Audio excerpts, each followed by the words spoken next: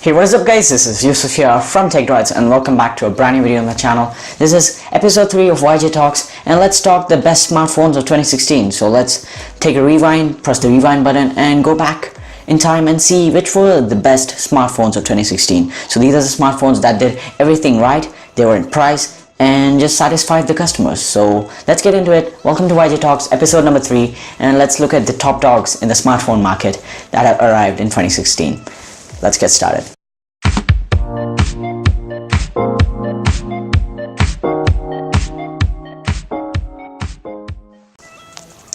Now these are based on my opinion, so your opinions can be different, but I want to say you this: these smartphones satisfied everyone and they did everything right. So if you're not happy and if you think some other smartphone should have made it to the list, you have some strange thoughts. So let's get into it. At number 5, I'd say it is the Oneplus 3T. Now I did a review on it recently, so go check that out. It's in the cards and in the description as well.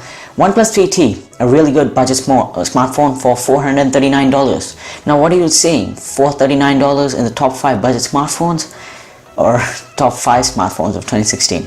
Yes guys, it does make it to the top 5 budget and the top 5 smartphones of 2016. Why? It has a Snapdragon 821. Very few phones have it. Only the Google Pixel and the Oneplus 3T to be exact. It has a real good AMOLED display, 5.5 inches. It's 1080p, but it's AMOLED, so it's going to be really good. It has a 16 megapixel front camera and a rear camera of 16 megapixel as well. Does 4K video at the back and 1080p at the front. It has the Snapdragon 821 with 4 gigabytes of RAM and the Adreno 535 GPU, and it also has a really good battery, 3400 mAh, USB Type-C, fast charging, dash charging, 60 minutes and you're boom, good to go, 0 to 100%. 3.5mm jack, stereo speakers and metal body, so you can get it in gunmetal, silver and soft gold, so 3 colors, and it's by OnePlus. You get Android 6.0 Marshmallow, but it will be updated to Nougat soon. And that's it. The Oneplus 3T is a complete smartphone for $439 and it's a really good budget smartphone. So that makes it to the number 5 list. Number 4 is the LG V20. Now why on number 4? Why LG V20? It's a really underrated smartphone guys. So the LG V20, just like the Oneplus 3T, has a metal build. It has a removable back, expandable storage, fast charging, fingerprint sensor, and it is just the best smartphone of 2016 for me. It has the Snapdragon 820, 4 gigabytes of RAM, 3200 mAh battery, really good 5.7 inch Quad HD display that has 515 ppi guys, and a secondary display at the top for your notifications and stuff. This is how it looks, and just a really good smartphone. It retails for about $830. It has a really good spec for that, and it comes with Android 7.0 Nougat out of the box, and very few phones do that guys. Only Google Pixel and this fella came out of the box with Android Nougat, and a really good smartphone, the LG V20 for $830. Double the price of OnePlus 3T, but yeah, you do get something for your money. You get dual cameras at the back, 16 and 8. The 8 megapixel is a wide angle lens and the 16 megapixel is a normal lens. Does 4K video. At the front you have a really good camera as well, again 8 megapixels, and a really good smartphone guys, with metal build and removable battery, removable back. Very few phones do that, and to be exact, only the LG V20 does that. At number 3 for me is the Galaxy S7 or the S7 Edge, doesn't matter for what you go. And these smartphones have done everything right from the time they came out. Now you might say now these smartphones are like 1 year old, it's gonna be 1 year, but still they do it everything they do really well. The Galaxy S7 and S7 Edge have the Snapdragon 820, 4 gigabytes of RAM, the best display on the market, I guess, still the best display on the market, and you have a really good camera, not the best, but maybe the best, but still it is a real good smartphone.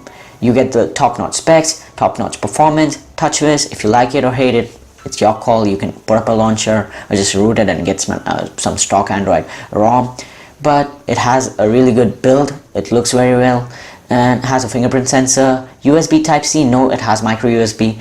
It doesn't have the best speakers, or else I'd say it has the worst speakers in this top 5 smartphones, but really good guys. 3000 mAh battery, and you just nail everything you do on that phone. So the Galaxy S7 Edge, and you can grab that phone for like what, $600 to $700 on a really good deal right now. I try to link something below, and right now you're getting offers like you'd get the Gear VR free if you get that smartphone, and a really good smartphone for about $600 $700, the Galaxy S7 or S7 Edge. At number 2, I'd give it, or I know you guys know I hate iPhones, but still at number 2 I'd give it to the iPhone 7 and 7 Plus, because these smartphones, if they were Android and they perform the same they do with iOS, they would have been on top of my list.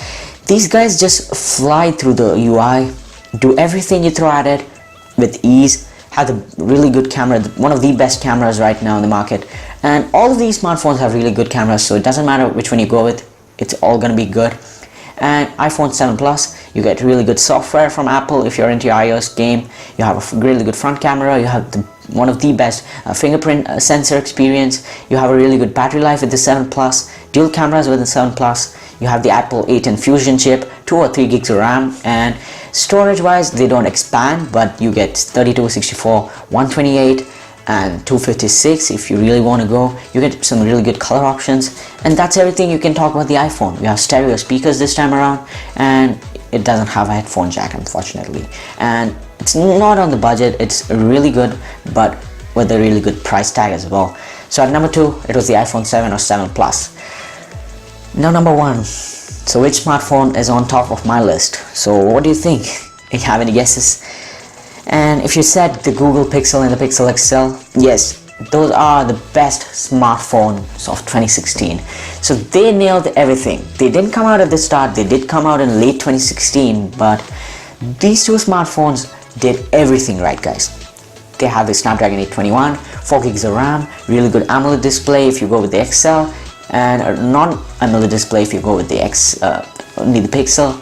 You have the best software experience you can ask for. Android 7.1 Nougat with Google Assistant and everything packed into a really good package with really good camera. The best camera on the market according to DxOMark. It gave 85 on that benchmark, and it's a really good smartphone. You get the best performance, not the best build quality, not the best looking phone, but still a really good smartphone for not too much of a price. Yeah, it is costly and you don't get something like expandable storage or anything like that, but a really good smartphone for the price. So that wraps up, guys, my list for the top 5 smartphones of 2016. I hope you enjoyed. If you did, then don't forget to smash that like button, subscribe to my channel, and hit a comment down below on what do you think on my list. Do you agree with it? And if you do, why? And if you don't, why? List some smartphones that you think should have been mentioned in this list. And yeah, that's been it, guys. Thanks a lot for watching episode 3 of YJ Talks, and that's it. My name has been Yusuf. You guys have been awesome. Stay awesome. Keep smiling. I'll catch you guys in the next one. Peace.